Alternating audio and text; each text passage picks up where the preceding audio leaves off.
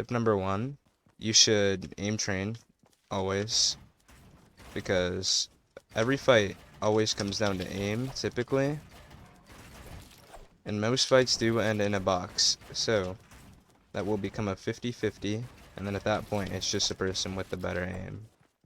And then I'll throw some map codes on the screen that you can use if like you can't use Kovacs, and for controller players, Scovacs, and aim labs of course.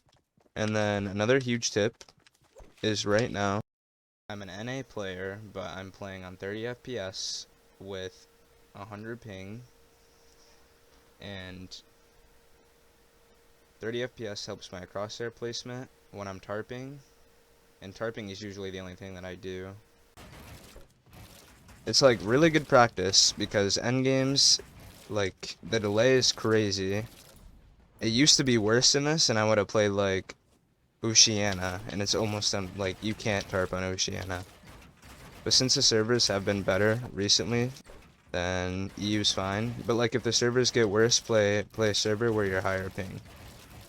Don't think you're bad or anything at first when like you're tarping and like you can't, because the 30 frames, it makes it to where your like crosshair placement has to be immaculate. And then tip number 3, piece control maps on screen right now. If you keep practicing those, I think the meta is always going to be piece control from now on. I mean, height is always important as well. If you can get height in your opponent as well, then your odds are higher of winning the fight. So like, in like any fight, what I would do, you want to have the health advantage, and then you want to have high ground, and especially this season with the Stinger SMGs, I would recommend just going for height, spraying down, and you'll win almost every time if you have good enough aim. So that's why I recommend aim training.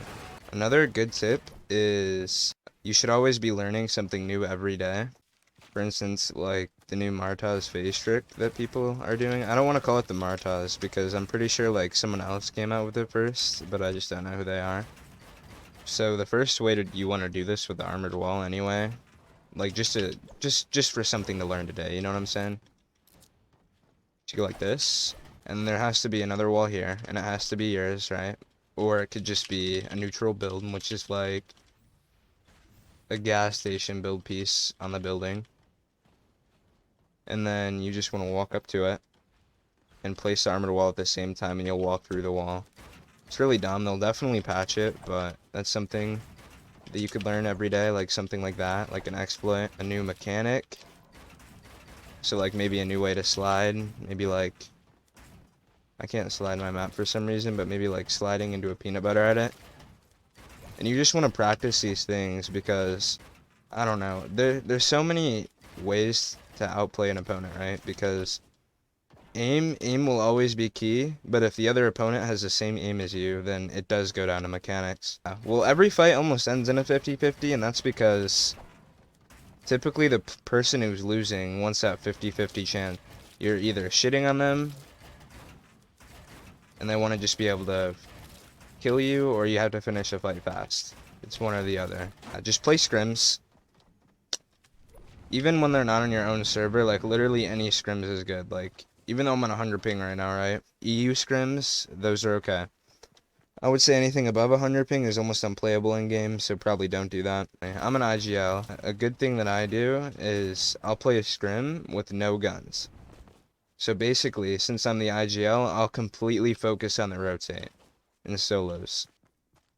I'll usually get surge in the beginning, like off spawn, but then after that I'll have no guns until I need surge again.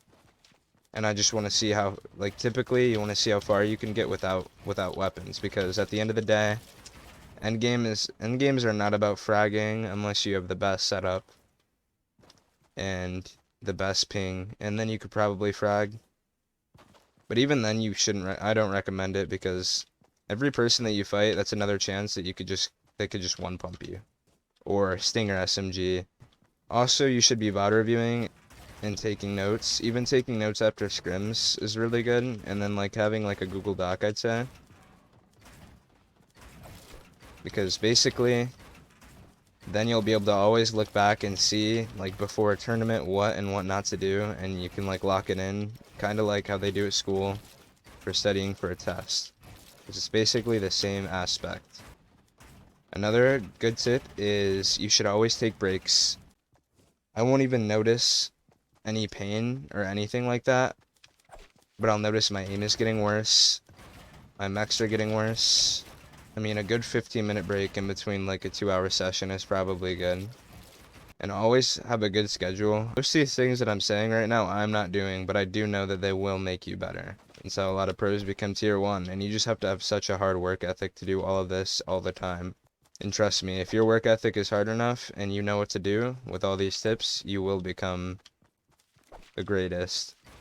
Tayson's probably the best player right now, and he also has really good coaches, so that's also something that you could do. Even someone that barely knows how to play the game could be a really good coach and like a stress reliever. But as I was saying, you should always have a good sleep schedule, always get your 8 hours, and you should always do everything that I said every day, and you will get better. This is the end of the video. I appreciate everyone watching. Please like and sub. I'm just kidding, you don't actually have to, but it would be appreciated.